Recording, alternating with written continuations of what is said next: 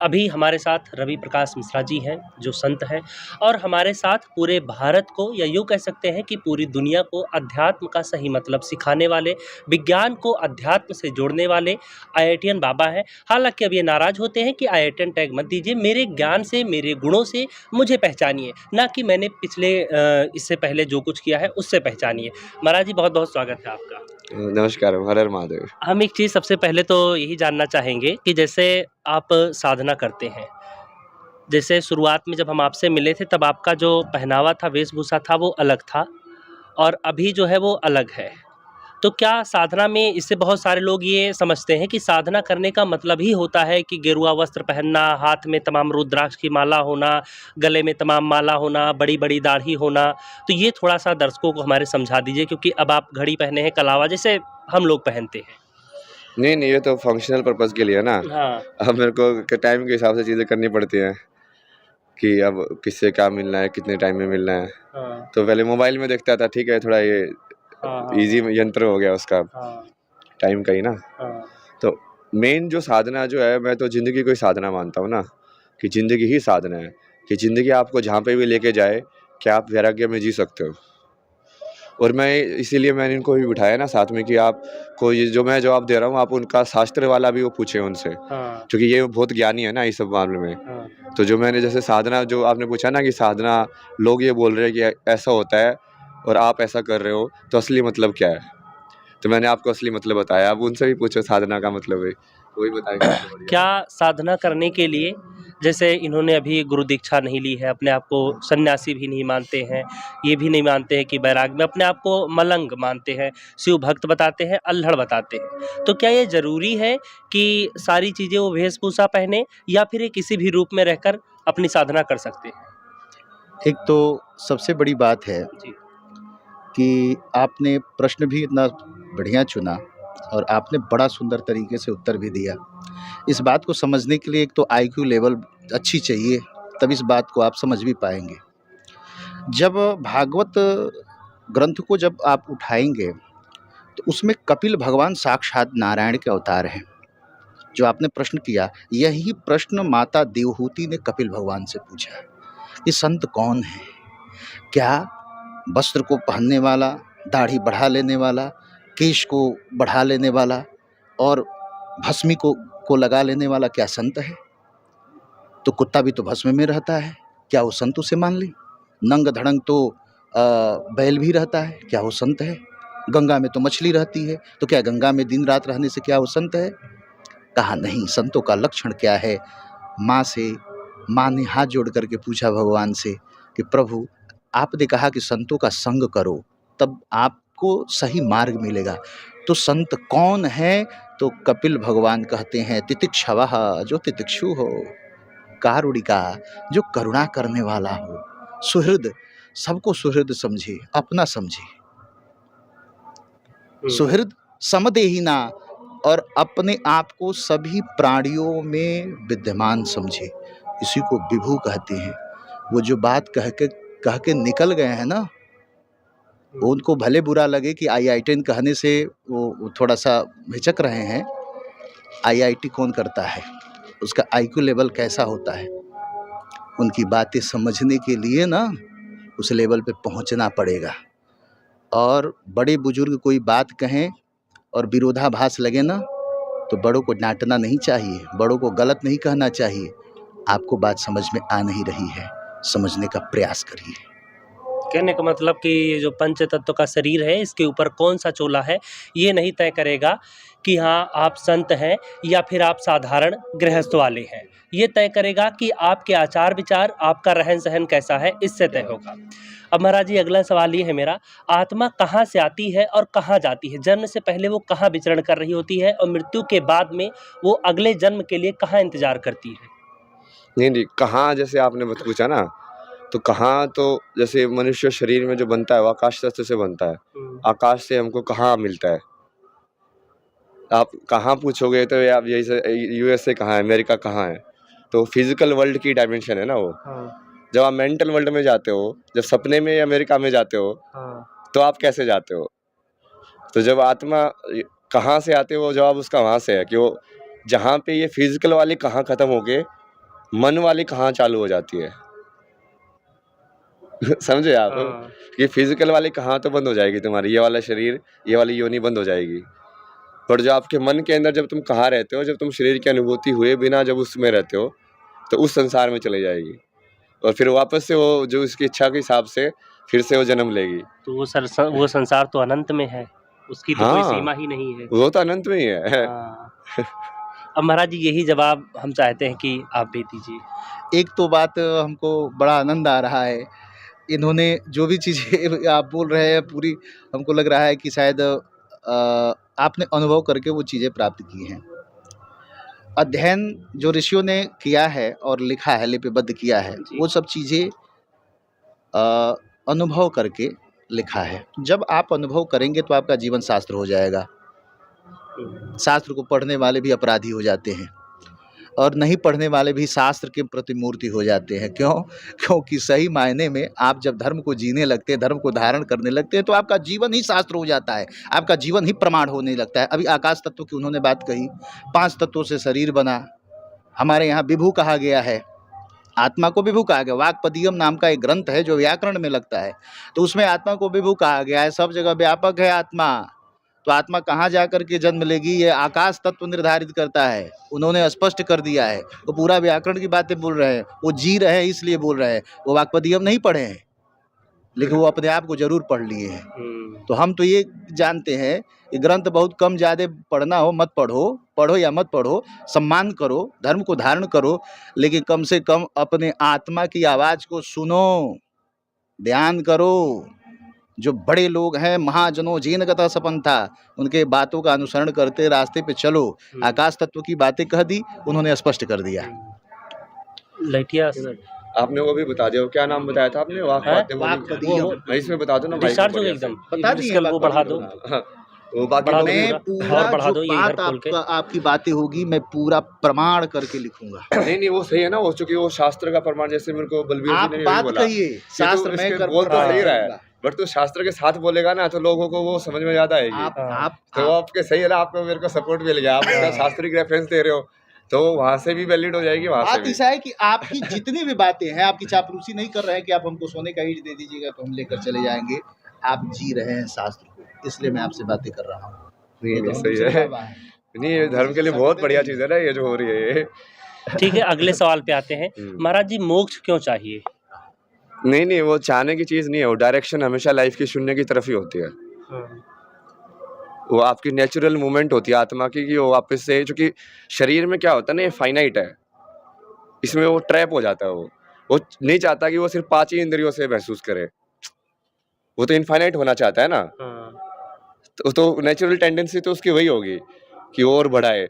वो कई बार जैसे बाहर दिख रही है फिजिकल में तो ऐसा लगता है कि वो इनफाइनाइट पैसा चाहता है, बट कहीं ना कहीं वो इनफाइनाइट को चाहता है। जो इनफाइनाइट है वही शून्य है, जो सब कुछ है वही। कि फिर से वो अपने नेचुरल फॉर्म में जाना, हाँ, वही मोक्ष है। वही मोक्ष है। महाराज जी, इस पर आप क्या कहेंगे?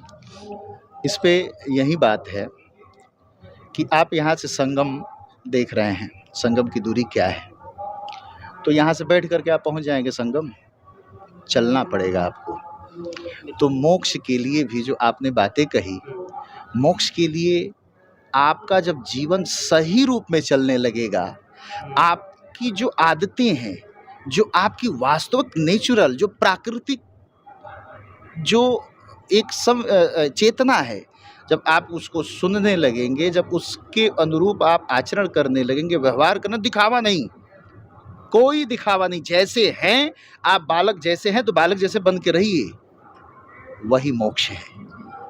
वह मोक्ष की तरफ लेकर के जाएगा।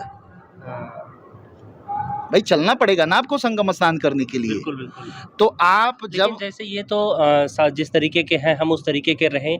कुछ संत ये मानते हैं कि ऐसे नहीं, बल्कि भगवान की भक्ति, नाम जप करके मोक्ष मिलेगा। देखिए बात ऐसा है ना कि उल्टा नाम जगत जग जाना, वाल्मीकि भय ब्रह्म समाना, वो तो मरा मरा जपे थे, वहाँ पे राम कहाँ से आ गए। लेकिन जब आपका विचार शुद्ध होगा तो मरा मरा में भी राम उत्पन्न हो जाएंगे। बैजू एक नाम का जात का यादव था, यदुकुल वंशी बैजू। उसकी गाय दूध जाकर कहीं गिरा देती थी, घर वाले कहते थे ये दूध पी जा रहा है। उसने कहा कि भाई कौन हमारे दूध को पी रहा है। गाय के पीछे पीछे गया तो देखा कि एक जगह दूध गिरा रही है। वो लगा खोदने तो एक पत्थर दिखाई दिया। कहा अरे ये तो चोर है। डंडा उठाया, कहा कि 10 डंडा मारेंगे। संकल्प कर दिया, 10 डंडा पीटा और संकल्प कर दिया रोज जाकर के मारता था। एक दिन क्या हुआ कि बाढ़ बाढ़ आ गई थी वहाँ पे। बाढ़ के कारण वो गाय को ले नहीं जा पाया जंगल में लेकर के गया नहीं। रात्रि के समय 10 बज रहा था, भोजन करने के लिए बैठा और उसने कहा कि अरे मैं तो संकल्प किया हूँ कि 10 लाठी मारूंगा, अभी तक तो मैं पहुंचा नहीं। लाठी लेकर जैसे पहुंचा और उठाया मारने के लिए तो उस पत्थर से भगवान शिव प्रकट हो गए। कहे बेटा मैं तुमसे प्रसन्न हो गया। उसी का नाम बैजनाथ धाम पड़ा है। आप क्या कर रहे हैं वो महत्वपूर्ण नहीं है, आप कैसे कर रहे हैं ये महत्वपूर्ण है। बहुत सुंदर व्याख्या महाराज जी। अगला सवाल मेरा ये है, द्वैत और अद्वैत को लेकर के आप क्या कहेंगे और इसमें से सत्य क्या है? शक्ति का सत्य द्वैत है ना, शिव का सत्य अद्वैत है। और अद्वैत? शिव। मैं चाहता हूँ इसको थोड़ा सा और सिंपल कीजिए। जैसे पूरा ही अद्वैत होगा तो कोई भी अनुभव ही नहीं हो सकता, क्योंकि ना कोई, जैसे अनुभव तभी होता है जब कोई एक अनुभव करने वाला हो और एक उससे बाहर कुछ हो जिसका वो अनुभव कर पाए। है, ऐसा ही है ना। बिल्कुल बिल्कुल, जब हम किसी चीज़ में डिफरेंशिएट करते हैं हाँ। तभी हम ये फील कर पाते हैं कि ये चीज़ ये है, ये चीज़ ये है। हाँ, तो जो शिव है वो अद्वैत में ही हो गया तो उसमें वो पूरा शून्य हो गया ना वो। हाँ। तो वो वहाँ पे अनुभव नहीं है, अनुभव शिव शक्ति के अंदर ही है। बहुत बढ़िया महाराज जी। इस पे आप क्या कहेंगे महाराज जी, जवाब से कितने सहमत हैं? 100%, 100%। सामने बैठे हैं तो इनकी चापलूसी नहीं कर रहे हैं, ऐसा ही बोल रहे हैं इसलिए कह रहे हैं। हम लोग धर्म के लोग हैं, धर्म के पक्ष में जो बोलेगा उसकी जय करेंगे और जो गलत बोलेगा उसका प्रतिकार भी करेंगे। हम धर्म सम्राट स्वामी करपात्री जी की परंपरा के हैं। इंदिरा गांधी को ललकारते हम लोगों को देरी नहीं लगी। जो सत्य के पक्ष में है उसके साथ है। आपने जो शिव और शक्ति की बात कही, कंप्यूटर साइंस चलता है 0-1 से। 0 क्या है? वह ब्रह्म है, शून्य है, अद्वैत है। और जब वो आएंगे तो 1 हो जाएगा, फिर आप आगे बढ़ पाएंगे, गति कर पाएंगे। वहीं अद्वैत द्वैत हो जाता है, वहीं शिव अर्धनारीश्वर हो जाता है। यही चीज़ है। तो क्या इसे हम ऐसे भी समझ सकते हैं कि ये जो आत्मा है हमारी, ये अद्वैत है और जो पूरा शरीर है ये द्वैत है? देखिए, अब आत्मा और शरीर के विषय में जब चर्चा करने लगेंगे तो यह व्याख्या बड़ी विस्तृत हो जाएगी। लेकिन जो एक रूप ये भी है समझने के लिए, ऐसे भी समझा जा सकता है। उसको आत्मा की जगह अलग यदि परमात्मा बोलोगे ना, तो डिफरेंशिएट इजी हो जाएगा। क्योंकि वो यदि तुम ऐसा बोल रहे हो कि आत्मा का पुनर्जन्म होता है तो वो आत्मा फिर वो अद्वैत नहीं होगी। वो तो अद्वैत वही चीज होगी जिसका जन्म ही ना हो रहा हो, क्योंकि उसको तो इच्छा ही नहीं है। इसलिए उसको आत्मा, वैसे वो आत्मा से ही लिंक्ड है बट उसका स्वरूप जो होगा वो परमात्मा वाला होगा, क्योंकि वो लाइक उसके बारे में बोला नहीं जा सकता कुछ भी। अगला सवाल है महाराज जी, अनहद नाद क्या है और नाद या साउंड के सहारे अध्यात्म की किस ऊंचाई तक पहुंचा जा सकता है? जो कंटिन्यूअस साउंड जो यूनिवर्स के बैकग्राउंड में जो चल रही है वो अनहद नाद है। उस साउंड के ऊपर, जैसे आप जो इंटरव्यू ले रहे हो तो एक यूनिवर्स की साउंड है, उसके ऊपर हम अपनी साउंड प्रोड्यूस कर रहे हैं, राइट। जैसे एक अभी बैकग्राउंड ट्रैक भी तो है ना, और उसके ऊपर जब आपका सवाल आता है तब मुझे ऊपर से सुनाई देता है। बिल्कुल। तो जो अनहद है मतलब कि जो यूनिवर्स की जो नेचुरल बैकग्राउंड साउंड है वो अनहद नाद है। दूसरा क्या था? और ये था कि इसके जरिए कहाँ तक के अध्यात्म की ऊंचाई तक पहुंचा जा सकता है, अगर हाँ तो कहाँ तक? नहीं, वो तो शब्द ब्रह्मा ही है ना, वो उसी से बना हुआ है, वो साउंड्स के हिसाब से। वो पूरा जो फ्रीक्वेंसी जैसे वाइब्रेट हो रही है ना, उसके हिसाब से ही वो यूनिवर्स स्टेबल है। मतलब कि सारे ग्रह ऐसे ही क्यों वाइब्रेट कर रहे हैं, वो सब पूरे ना, वो ज्योमेट्री स्टेबल है उसकी वजह से। यदि वो वैसे नहीं होता तो वो होता ही नहीं, वो फिर वो डिसबैलेंस हो जाएगी एनर्जी। तो आज जरूरी तो है ही वो, चाहे वो विज्ञान के अंदर तुम उसको समझने की कोशिश कर लो या आध्यात्म के अंदर।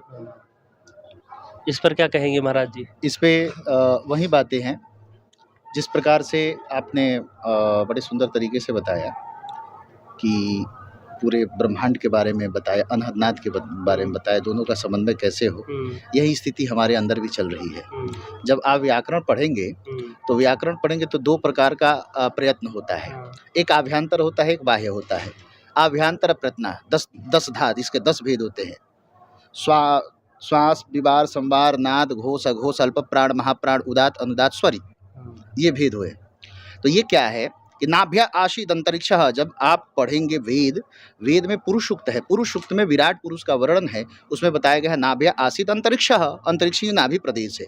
और नाभि प्रदेश आपके शरीर से, नाभि से जब नीचे की तरफ जाएंगे तो एक स्थान जिसका नाम मूलाधार चक्र है, वहाँ से निरंतर एक वाइब्रेट हो रहा है, एक तरंग उत्पन्न हो रही है, वही है अनहद नाद।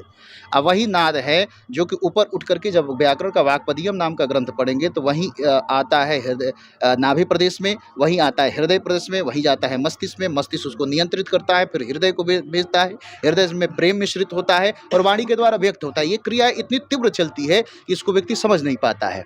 ठीक है, अब क्या होता है कि जो योगी लोग होते हैं, जो अंतर्मुखी होते हैं, दुनिया को जीतने वाला वीर होता है, जो अपने आप को जीत ले वो महावीर होता है। जो ऐसे महावीर लोग हैं वह जब अंतर्मुखी हो जाते हैं, जब वो अपने हृदय की आवाज़ को सुनने लगते हैं तो वही स्वप्न रूप में दिखाई देता है। हृदय से नीचे की बात और नाभि प्रदेश से ऊपर की बात जब सुनते हैं तो वो जो है कि पक्षियों की भाषा समझ लेते हैं, जीवों की भाषा समझ लेते हैं। कौवा बोल रहा है तो कह क्या रहा है उसकी भाषा समझ लेते हैं। जो उसके नीचे अनहद नाद जो समझ लेता है वह विभु हो जाता है, वह ब्रह्म हो जाता है, वह मुक्त हो जाता है, वही है शिव। तो इसे हम ऐसे भी समझ सकते हैं कि जो यहाँ से वाइब्रेशन उत्पन्न होती है और दिमाग में जाती है, दिमाग उसे आसानी से ट्रांसलेट करके यूँ कहें कि हमारे मुख तक भेजता है ताकि सबके समझ में आए। तो दिमाग में पहुँचने से पहले ही जो तमाम लोग होते हैं जिनका एक्टिवेट हो जाता है चक्र, वो समझ जाते हैं। शायद इसी वजह से पक्षियों की, पशुओं की, सबकी भावनाएँ, सबकी भाषा समझ लेते हैं। यही बात है ना कि दिमाग हर जगह नहीं लगाना चाहिए। हर जगह दिमाग लगाएंगे तो मूल प्रकृति को नहीं समझ पाएंगे, तो केवल दिल लगाया करिए, दिमाग मत लगाइए। अध्यात्म में दिमाग की ज़रूरत नहीं है।